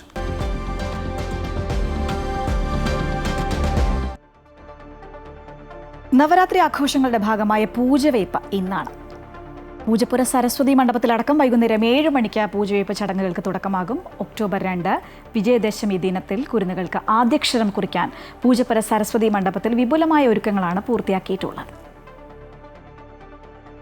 Navaratri മഹോത്സവത്തിന്റെ 8ാം ദിനമായ ഇന്ന് വൈകുന്നേരം 7 മണിക്ക് പൂജവയ്പ് ചടങ്ങുകൾക്ക് തുടക്കമാകും. 1-ാം തീയതി മഹാനവമിയും 2-ാം തീയതി വിജയദശമിയുമാണ്. വിജയദശമി ദിനമായ 2-ാം തീയതി രാവിലെ 4 മണിക്ക് ക്ഷേത്രനട തുടക്കും. 4:15 അഷ്ടദ്രവ്യ മഹാഗണപതി ഹോമം. രാവിലെ 5:30 സ്വാതി തിരുനാൾ സരസ്വതി മണ്ഡപത്തിലും ശ്രീ ചിത്തിര തിരുനാൾ ഓഡിറ്റോറിയത്തിലും വിദ്യാരംഭ ചടങ്ങുകൾ ആരംഭിക്കും. 50-ലധികം ആചാര്യന്മാരാണ് സരസ്വതി മണ്ഡപത്തിൽ വിദ്യാരംഭത്തിനായി എത്തുന്ന കുരുന്നുകൾക്ക് ആദ്യാക്ഷരം പകർന്നു നൽകുന്നത്. വിദ്യാരംഭം ിനുള്ള എല്ലാ ഒരുക്കങ്ങളും പൂർത്തിയായതായി ക്ഷേത്ര ജനകീയ സമിതി സെക്രട്ടറി പി ഗോപകുമാർ പറഞ്ഞു. 1000-ഓളം കുരുന്നുകൾക്ക് ആദ്യാക്ഷരം കുറിക്കുന്ന വിദ്യാരംഭവും നടക്കുകയാണ്. അതിനുവേണ്ടിയുള്ള ഒരുക്കങ്ങൾ ഭംഗിയായി നടന്നു വരുന്നു. കൂടാതെ ആയിരക്കണക്കിന് ഭക്തജനങ്ങളുടെ കാവടി ഘോഷയാത്ര രാവിലെ 9 മണിക്ക് കരമന ജംഗ്ഷനിൽ നിന്നും ഭഗവാൻ കുമാരസ്വാമിയെ വെള്ളിക്കുതിരപ്പുറത്ത് ആനയിച്ച് സരസ്വതി മണ്ഡപത്തിൽ കുടിയിരുത്തും. സെപ്റ്റംബർ 22 മുതൽ നവരാത്രി പൂജപ്പുരയിൽ വിപുലമായാണ് ആഘോഷിക്കുന്നത്. ഓരോ ദിവസവും നിരവധി ഭക്തജനങ്ങളാണ് പൂജപ്പുര സരസ്വതി ദേവി ക്ഷേത്രത്തിലേക്ക് എത്തുന്നത്. രാത്രിയിൽ ദീപാലങ്കാരങ്ങളും മറ്റും കാണാൻ ഒട്ടേറെ പേരാണ് എത്തുന്നത്. നല്ല കുറെ കൂടെ കളർഫുൾ ആയിട്ടുണ്ട്, കുറെ ലൈറ്റ്സ് ഒക്കെ കാണാനുണ്ട്, നല്ല ഭംഗിയുണ്ട്. ഒക്ടോബർ 2 വിജയദശമി ദിനത്തിൽ വിദ്യാരംഭ ചടങ്ങുകൾക്കും കാവടി അഭിഷേകത്തിനും പള്ളിവേട്ടയ്ക്കും ഭഗവാൻ വേളിമല കുമാരസ്വാമിയുടെ തിരിച്ചെഴുന്നള്ളത്തിനും ശേഷം ഈ വർഷത്തെ നവരാത്രി മഹോത്സവത്തിന് സമാപനമാകും. അമൃത ന്യൂസ്, തിരുവനന്തപുരം. തൃശൂരിലെ 3.5 വയസ്സുകാരന്റെ ഓർമ്മശക്തി ആരെയും അത്ഭുതപ്പെടുത്തും. ചെറുപ്രായത്തിൽ തന്നെ ലോക റെക്കോർഡുകൾ കീഴടക്കുകയാണ് ഈ കൊച്ചുമിടുക്കൻ. തൃശൂർ മുക്കാട്ടുകര സ്വദേശികളായ കിഷോർ സൗമ്യ ദമ്പതികളുടെ മകൻ ആശ്രിത് കിഷോറാണ് ആ അത്ഭുതബാലൻ. Flying insect? Dragonfly. Carrot is which part of the plant? 3.5 വയസ്സ് പിന്നിട്ടിട്ടേയുള്ളൂ ആശ്രിത് കിഷോറിന്. ചോദ്യങ്ങൾ ഏതുമാകട്ടെ ഈ കൊച്ചുമിടുക്കന്റെ കയ്യിൽ ഉത്തരം റെഡിയാണ്. ചോദ്യങ്ങൾ ഏത് കോണിൽ നിന്നായാലും ഉത്തരം ഇങ്ങനെ അനായാസം ഒഴുകും. 3 മാസം പ്രായമുള്ളപ്പോൾ തന്നെ അമ്മ സൗമ്യ മകന്റെ കഴിവുകൾ തിരിച്ചറിഞ്ഞിരുന്നു. ചില കളറുകളിലൂടെ, പിന്നീട് ചില ചിത്രങ്ങളിലൂടെ അങ്ങനെ ആ കഴിവ് വളർത്തിക്കൊണ്ടുവന്നു. ഒരു തവണ കാണിച്ചു കൊടുത്താലോ അത് പറഞ്ഞു കൊടുത്താലോ മതി, ആശ്രിത് എല്ലാം ഹൃദ്യസ്ഥമാക്കും. Which animal is known as ship of desert? Camel. Which animal is known as king of jungle? Lion. Name the house made of ice? Igloo. Baby frog is known as? Tadpole. Biggest continent? Asia. Largest planet? Jupiter. Who designed the national flag of India? Penguin Gaya. What is there in center of national flag? Ashoka Chakra. Who is the first citizen of India? President. What type of gas absorbed by plants? CO2. ഈ കൊച്ചുമിടുക്കൻ ഈ പ്രായത്തിൽ തന്നെ കൈപ്പിടിയിലൊതുക്കിയത് നിരവധി അംഗീകാരങ്ങളാണ്. 1.5 വയസ്സിൽ India book of record, world book of record, ഇപ്പോൾ international book of record, അങ്ങനെ ആശ്രിതിനെ തേടിയെത്തിയത് നിരവധി അംഗീകാരങ്ങൾ. ഞാൻ 6 മന്ത്സ് ആകുമ്പോൾ തന്നെ ജസ്റ്റ് കളേഴ്സ് ഒക്കെ നോക്കട്ടെ എന്ന് പറഞ്ഞിട്ട് ഫ്ലാഷ് കാർഡ്സ് ഒക്കെ കാണിച്ചു കൊടുക്കായിരുന്നു. സോ അത്യാവശ്യം ആ ഏജിൽ തന്നെ റെസ്പോൺസ് ഒക്കെ ഉണ്ടായിരുന്നു. 1.25 വയസ്സായപ്പോൾ India book of record, world book of record കിട്ടി. സോ അങ്ങനെ കണ്ടിന്യൂ ചെയ്ത് ഇപ്പോൾ 3.25 വയസ്സ് കഴിഞ്ഞു. So international book of record കിട്ടി. ചരിത്രവും ആനുകാലിക സംഭവങ്ങളും ലോകത്തെ വിവിധ പ്രദേശങ്ങളെക്കുറിച്ചുള്ള അറിവുകളും തേടി ആശ്രിത് എന്ന കുഞ്ഞു പ്രതിഭ ജീവിതയാത്ര തുടരുന്നു വലിയ ലക്ഷ്യങ്ങളിലേക്ക്. അമൃത ന്യൂസ്, തൃശൂർ. ഇന്നത്തെ ഗുഡ് മോർണിംഗ് കേരളം പൂർത്തിയാവുകയാണ്. കൂടുതൽ വാർത്തകൾ അമൃത ന്യൂസ് യൂട്യൂബ് ചാനലിൽ കാണാം. നമസ്കാരം.